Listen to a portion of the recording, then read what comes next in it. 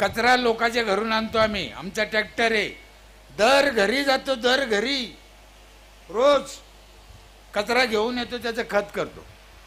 Plastic वेगळं घेतो आम्ही, कचऱ्यात खत द्यायचं नाही, प्लास्टिक द्यायचं नाही. महिला मंडळ हात जोडून विनंती आहे, प्लास्टिक कचऱ्यात टाकू नका, प्लास्टिक जाळू नका.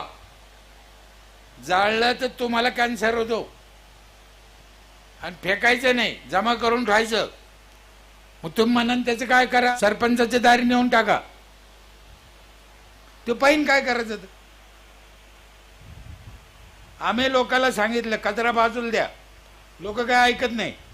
मग एक पिशवी केली आम्ही पंचायतच्या नावाची मोठी, ती पिशवी दिली दर बाईला, प्रत्येक बाईला एक पिशवी दिली. हिच्यात ठोजाय प्लास्टिक, आम्ही घेऊन जाऊ, तरी बाया ऐकत नाही. मग काय करा, प्लास्टिक कचऱ्यात, पिशवी बाजाराला.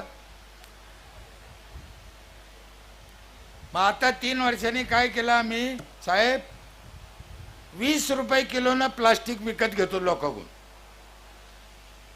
एक तुकडा फेकीत नाही. आता बाया एवढ्या हुशार झाल्या, तिचं तर ठुतीच.